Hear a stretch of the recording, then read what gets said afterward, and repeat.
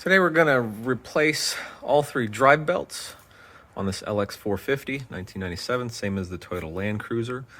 If you notice, there are three belts.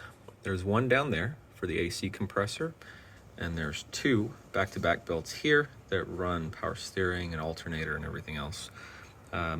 So if you look closely, the two here cannot be removed until the AC belt is removed. So what we're going to do, as far as order of operations, we're going to remove the AC belt first, then we're going to remove these two, then we're going to replace those two, then we're going to install the AC belt, and finally we're going to get the tension and everything correct on all of them.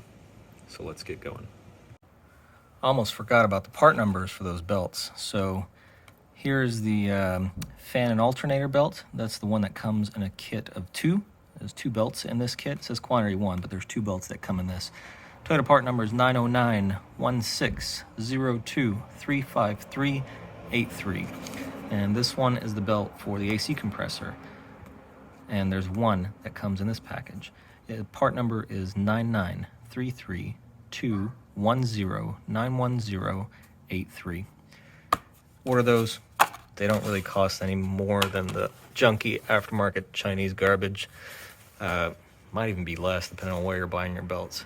And make sure you get the genuine Toyota belts. They last longer, they don't make noise, they don't wear out as quick. You'll be happy you did. First, we want to get the fan shroud loosened up and off. There's one bolt here, one bolt over there. I've got the top of the fan shroud loose. I guess I should have done this afterwards. I need to get the fan separated from the clutch. There are 4 nuts, 1, 2, 3, and then 4 down there that are holding that on. These are 12mm nuts. Get yourself a either an open end or a ratcheting wrench and get those 4 off, and then we should be able to take the fan and the shaft that attaches it to the clutch and take it all off in one shot.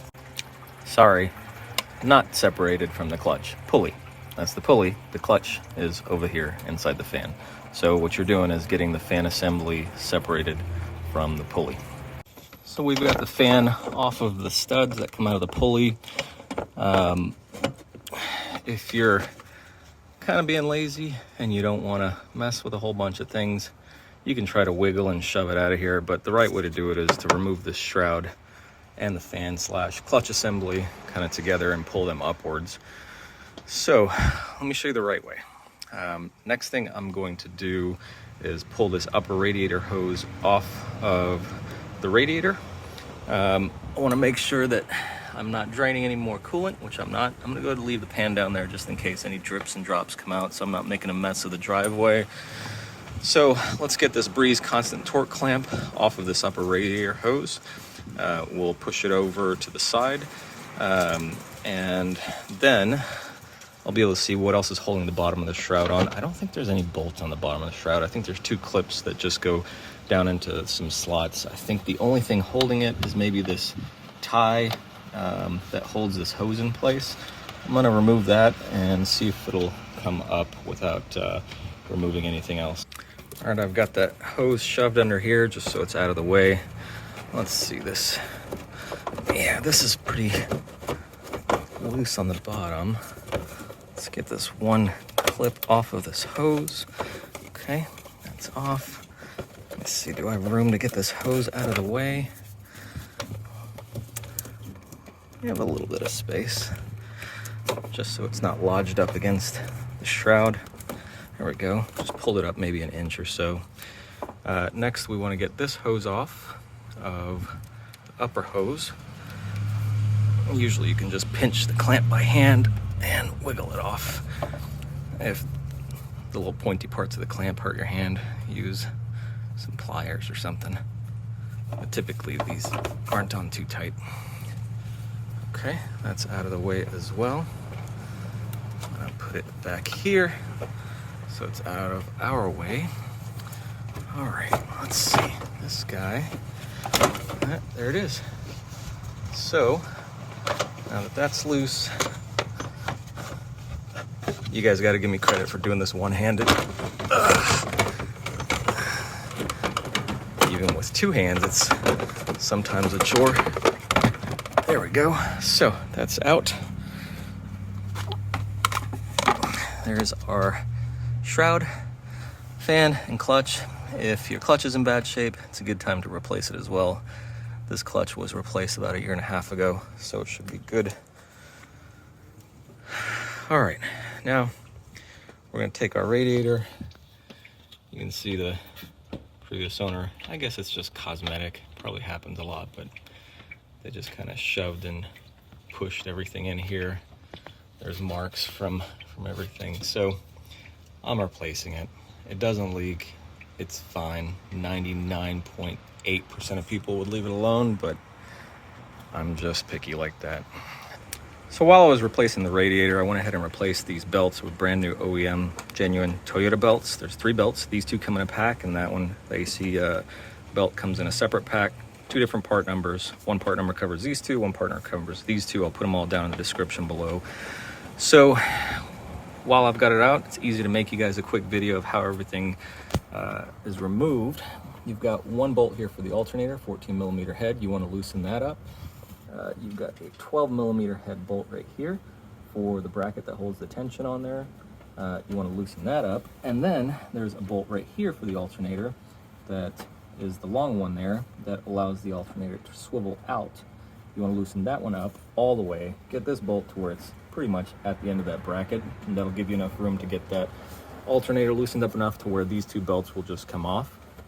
And then for the AC compressor, the tensioner, the idler pulley is the tensioner, it's right here. You want to undo this, it's a 14mm head.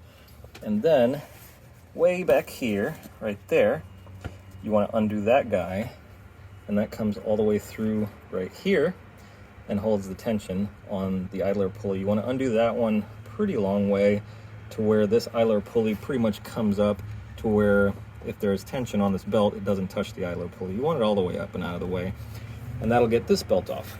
And if you see the order here, this belt has to come off before these 2 do. So this one you want to get off first, then pop these 2 off.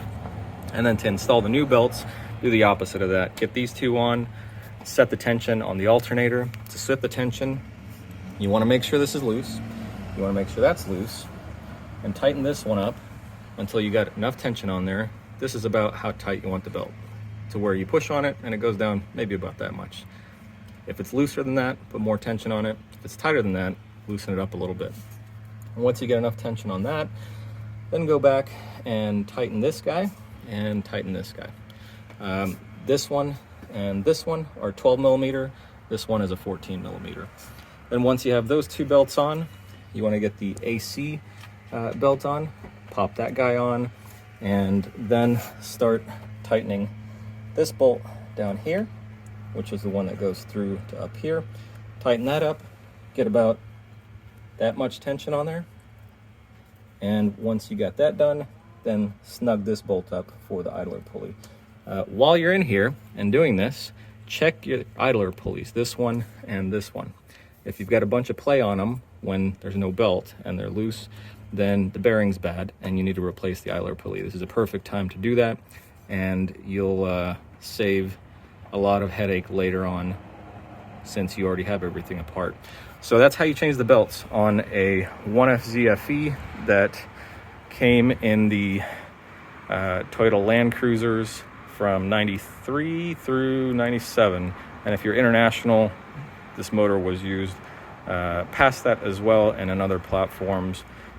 So this should be pretty similar as long as you've got a 1FZFE 4.5 liter inline 6-cylinder engine. Hope this video was helpful on how to replace the belts on one of these motors.